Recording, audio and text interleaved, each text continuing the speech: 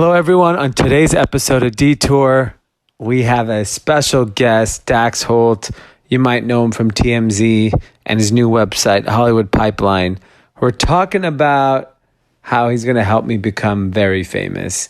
And we're talking about the interesting world of media and how he covers celebrities. So check it out. All right. So today on DEETOUR, we have a special guest, Dax, and you wear our brand, which I greatly appreciate. I thank you. Yeah. I've been seeing you wear it on TV for years. I saw you on TMZ when you used to wear it there. I see you on Instagram and all your new stuff now. So thank you so much for wearing the brand and the product. Thanks for making me look stylish.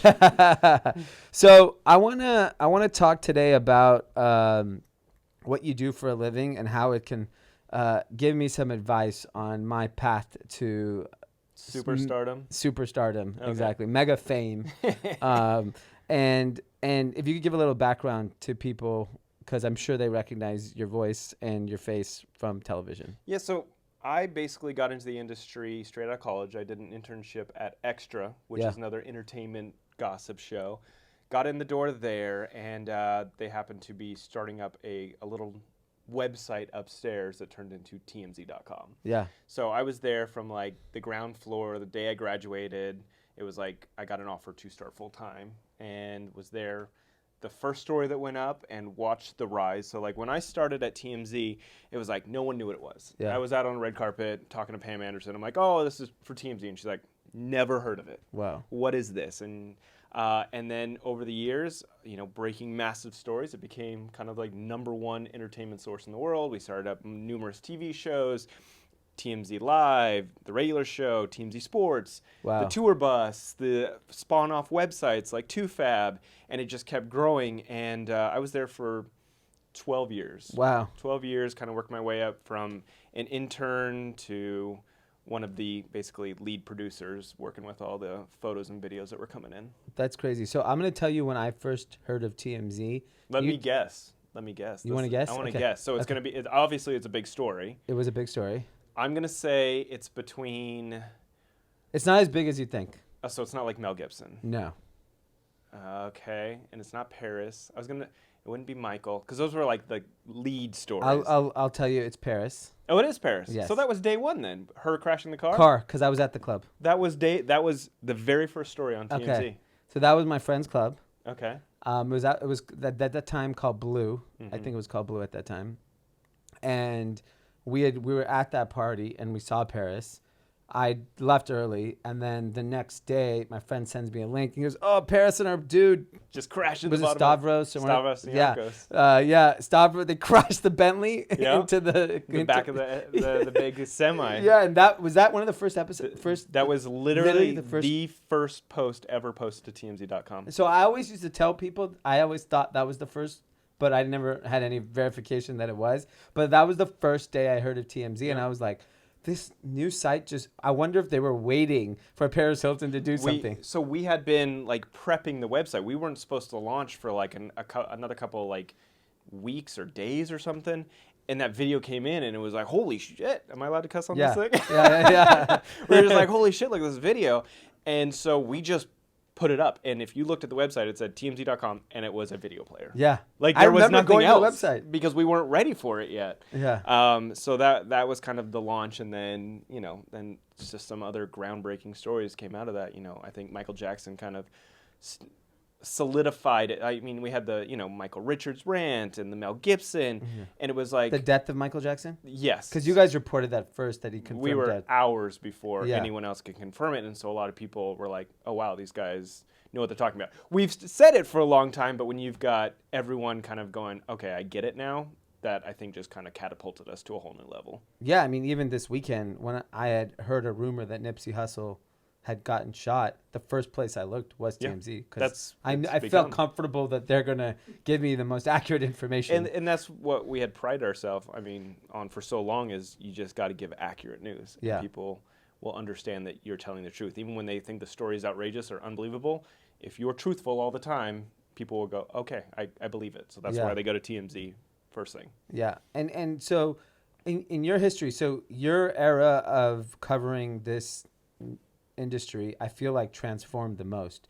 because when I was growing up, the only people that were famous were like movie stars, TV stars, and some athletes. Mm-hmm. And then, like, to me, Paris Hilton started this whole new era of like, Reality. yeah, like regular people, like whatever. She's rich, but there's a lot of rich people. But like, she became this first regular person that just partied Well, a she lot. started the socialite era. Exactly. Famous socialite, and spawned for Kim and her whole family. Nicole Richie, yeah, the Yep. whole crew. And so I look at that and like, how did you guys as like a news and media entity decide that that was going to be it? Because I felt like you guys had as much to do with it than as they did, if not more. Because if you didn't cover it, we would have never known who those people are. You know, I think that came down to they were interesting. Okay. A lot of reality stars are more interesting than really like famous actresses or actors.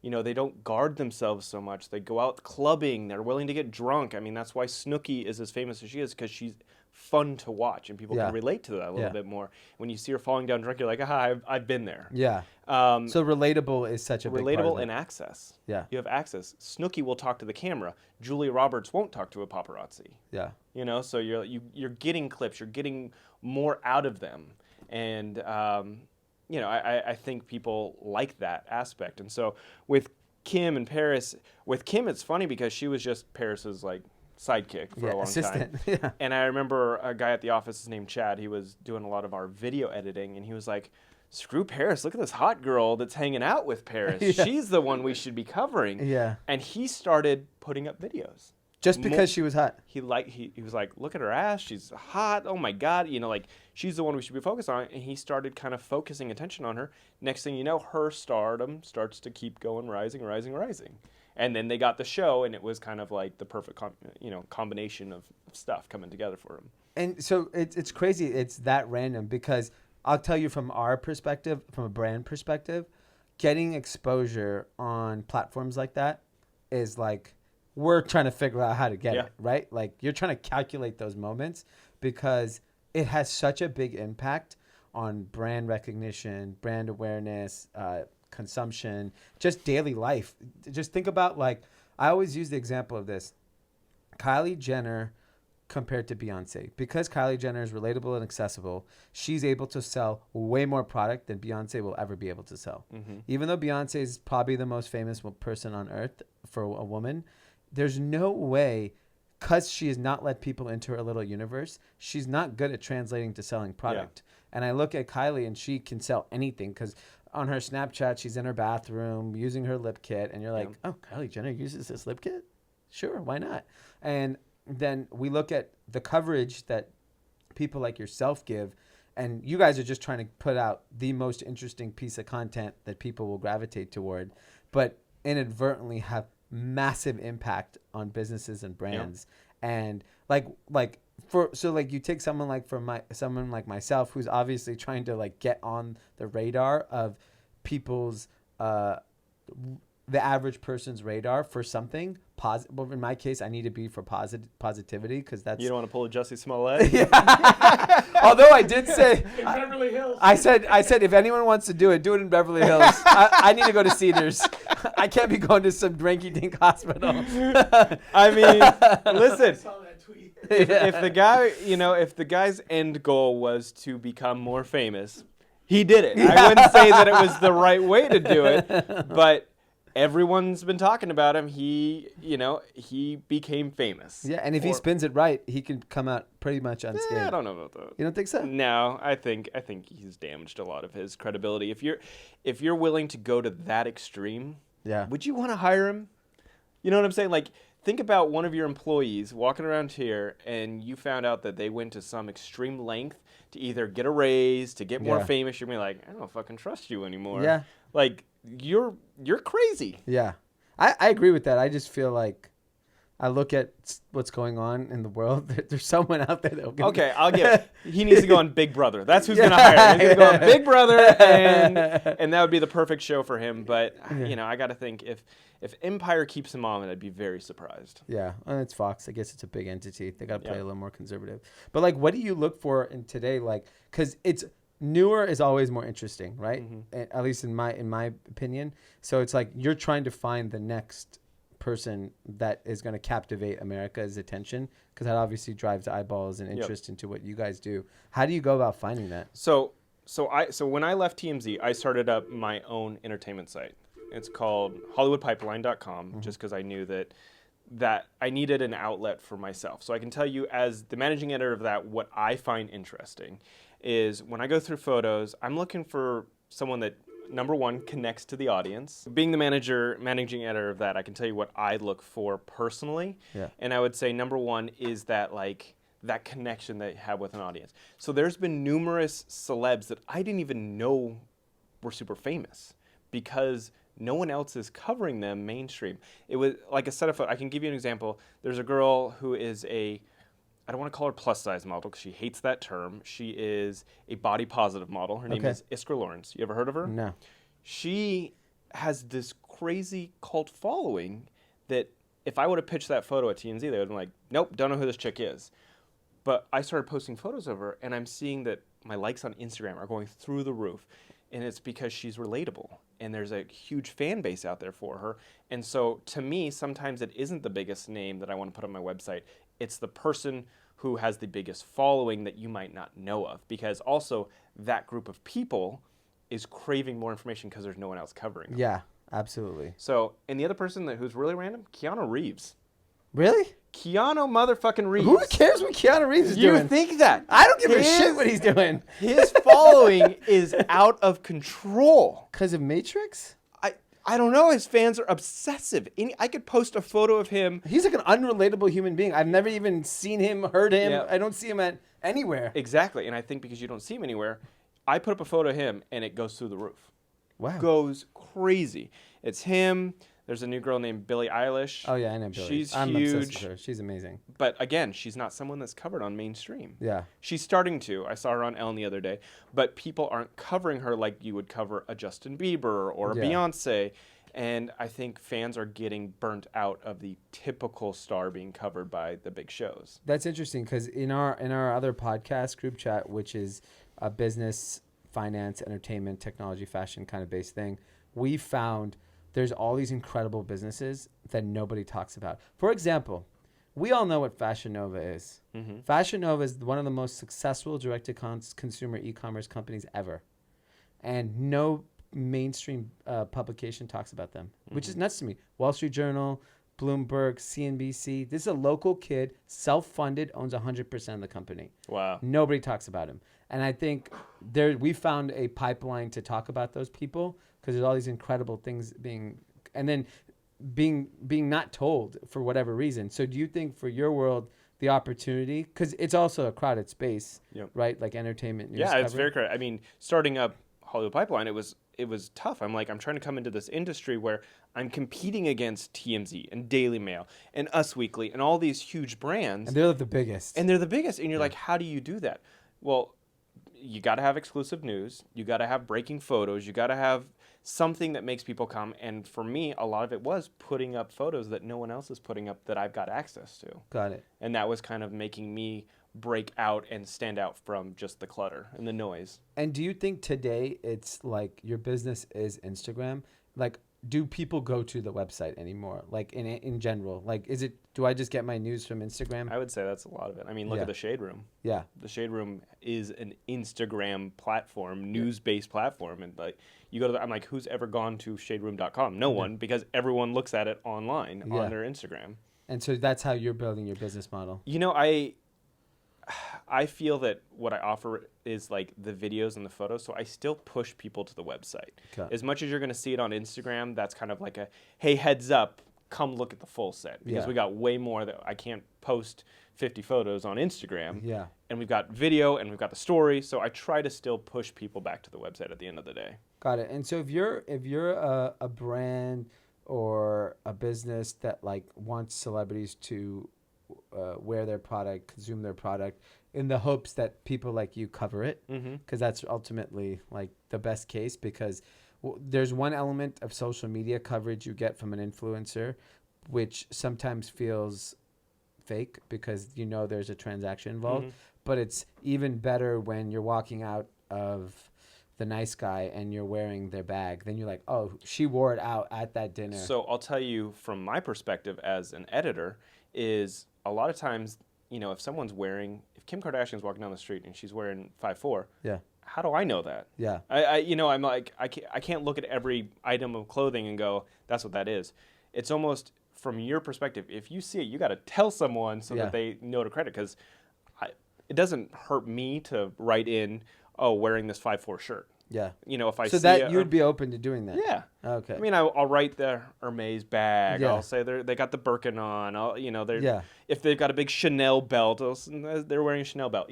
So Yeah. I don't mind crediting it, but a lot of times I think designers don't know to tell people that they're wearing their clothes. That's interesting, because I wouldn't know that that's even a possibility, that we can get that credit. Yeah, I mean, it'll be $100,000. And then, to get on your radar screen, like you obviously found, you're talking about Billie Eilish and you're talking about some people like that. Is it because they've created this cult-like following on social media? Like, is that where you're going to figure this out? Yep. I think that's how we find it the most, because when I see a photo blow up on Instagram, most of the time that's kind of my big alert of like, oh, I didn't realize this person was so popular. Yeah. Now I want to make sure that I'm covering them, so when a set comes in, the Keanu, the Iskra, the Billy, whoever it is, I know that it's going to do well just because it blew up on Instagram, which I think, or YouTube. If a video blows up on YouTube, I'm pretty sure that that's a good sign for me. Yeah. And do you, like, in your 12, 13 years of doing this, what has been the most, like, insane kind of experience or story where you're like, oh, this is a life-changing moment for people? Like, well, I mean, being at TMZ for the death of Michael Jackson was crazy. I mean, it's not like a happy story, but it was just being there in the moment, having a big part of breaking that story for me. It kind of lives in my memory because I kind of got the first heads up about it. Yeah. And then going up to Harvey and saying, holy shit, I'm hearing that Michael Jackson's dead. Wow. Like, that's a crazy moment for me.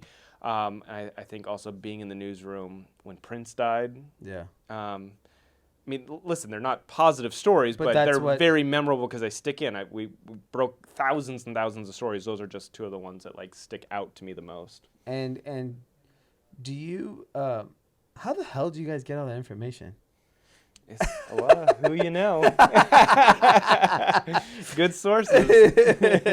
So that still matters, because I'm just like, how do you guys know this? Like, this guy's died? How do you know? Like, who at the hospital is just spreading that information? It's crazy. It really comes down to you know people, or you trust someone, or they're never going to post a story just because one person said it anyway. They still got to go through 3 other people to confirm it before anything goes up on the website. It's a lot of work. That room is the hardest working room in Hollywood. Really? Even it sounds crazy. You would think, oh no, CNN, or no, it's TMZ. Wow. That's why I also needed to leave, because my hair was going gray. Yeah. I need to get some sleep. Yeah, man, that's crazy. And last question, what do you think the future of entertainment media is, like, for what your segment is? Like, if you were to look 5-10 years from now? 10 years? I don't think there'll be a TV shows. I think it's all moving to digital. I think 10 years from now, no one's going to turn on their TV to watch an Access Hollywood, a TMZ, any of that. It's like, why do you need it? Yeah. You see it all on YouTube now. You see it all digitally. So I think that'll be the big change down the road, is you'll see all those shows go away. And I think the other interesting thing, like, especially when, I'll be at an airport and it's extras on or whatever, it feels old, because I heard it in the morning already. You heard it in the morning. 12 hours later, you're talking about, it's like 13 things have happened since then. And I think the other problem is a lot of them cover the same stuff. Yeah. And I think that also becomes like, it's hard. You're like, well, didn't I just watch this? Because I just watched E.T., but now I'm watching the next one, and they all kind of look the same. I think that if you start really breaking the mold, maybe that'll be a better transition for some of these shows. Yeah. And then what do you think about, at what point do you think you guys will start covering, like, that influencer world? Like, I know I'm already trying. Honestly, I am trying to do that, because, like, the Hollywood Pipeline YouTube channel, I do focus on those people. I'm trying to get the Logan Pauls of the world. I'm trying to get the dang Matt Smiths. These people that are crazy famous, have 8 million followers or subscribers on YouTube. They're just as much a celebrity as Julia Roberts. Maybe bigger. Probably bigger, honestly, because their crowds follow every single thing they do. So I'm actually in talks with quite a few huge YouTubers because I want to cover them. I'm interested in their stories, and Access isn't calling them. Let me call them. Let me talk to them. Yeah. I'm interested in them. Yeah, because I think those are the celebrities for young people today, and there isn't, like, if you want to know what David Dobrik was up to this weekend, I don't know where to find him. And I know there's millions of people are dying to know what he's doing. Yeah. And so it's such a big, interesting opportunity. Cool. Well, that's great. So what's your plan? How are you getting famous? I don't know. So, like, I'm putting out the song. I'm doing podcast. I'm, like, grinding it out the old-fashioned way where, like, I'll tell you how I equate my fame. If you want to run for president, you got to go to Iowa right now, walk into a diner, and convince the Democratic Iowa caucus folks to vote for you. And you literally go to a little diner and you go, "Hi, my name is Joe. I'm running for president, and this is why I want to be president." And if it works, 18 months later, you're president of the United States. And to me, I have this belief that in order to create a real connection, I need to try to meet and connect with as many people as possible. So, like, I do run clubs, I do meetups, I physically invite tons of entrepreneurs into my office. And then whoever can't reach with me physically, I put out all those experiences and conversations. Like, think about it. So many people know who you are. They're never going to get the chance to have a conversation with you. But, like, what you just shared is, like, priceless. Like, it's so interesting to someone like me who's just a commoner consuming the content. And so, like, getting the background on your experience. So my goal is I'm going to, one by one, meet people, connect with people. And at some point, a lot of people are going to say, you should check this guy out. Because I don't think You don't think publicity stunts? You don't think something like that? I mean, yes, putting out music is technically a publicity stunt. But, like, I don't think I have the shock value, sensational content that I can give people that, like, you would be interested in covering. Like, for example, what would it take for you to cover me? Well, you have no idea who I am today. Okay. For example, I went on TMZ earlier today and saw that Jeffree Star's warehouse was broken into. Yes, I saw $2 million worth of makeup was stolen out. In the back of my mind, my cynical mind, I think, is this a publicity stunt? Yes. Because what better way than do something so over the top, cutting in through the ceiling, people dropping down like, Mission Impossible style to steal a bunch of lipsticks. Yeah. It seems crazy. Which is funny because where he got robbed is not far from where our warehouse that got robbed. And it was very simple. They ran the truck through the gate and stole everything. So it might be a good time to have your warehouse robbed. So you could piggyback on Jeffree Star's stuff. Oh, that's interesting. No, I think I like that. It's something that's so crazy and outlandish that people go, holy shit. Who's this guy? It's not even just who's the guy. What's the clothing brand? Why someone that's so successful this is happening to? As sad as it sounds, like there's probably a lot of people out there that are like, screw Jeffree, like already worth so much money, like he can deal with not having $2 million. Yeah. So there's the hate that fuels it. It can't always be love. That's one thing I've learned in news is you can't always have everyone love you. Yeah. There has to be a certain level of hate and love for you to be super successful. Wow. That's really interesting advice. So you can't. I'm sure people hate me. You can't worry about people being pissed off with the moves that you do because those stories normally get propelled a lot quicker. Wow. That's incredible advice. You know who hated you? Who hated me? The Super Bowl. What was that? Which Super Bowl? Remember you were on Bleacher Report? Oh yeah. I had like the best. I get the best seats for the Super Bowl. I'm sitting 50-yard line. First quarter, Tom Brady throws a pick. Yeah. And I post on my Instagram, which at that point I had no following. I said, I end the video of the pick. I go, ha ha, this stupid MAGA prick threw his pick, whatever. The video goes viral. Yeah. And I'm blackout drunk at the Super Bowl, not paying attention to my phone. Finally, my brother's like, everyone's telling me to check your phone. So I check it. Bleacher Report's like, can I post this? I'm like, yeah, post it. But they used my caption. It went. It was. He had like 5,000 comments. But see if you would have said, "This is great, I love Tom Brady," Yeah. no one would have picked it up. Yeah. So having that level of hatred fuels people. My hatred but- of Tom Brady fueled. So it means you have to have tequila on you all the time. Yeah. I'm hateable when I'm drunk. Plus, anything to do with Trump right now will get people to either love you or hate you. Yeah. That's interesting. That's fascinating advice. That was funny. Though. Yeah. Well, great. Well, thank you very much. No, thanks for having me. I appreciate it.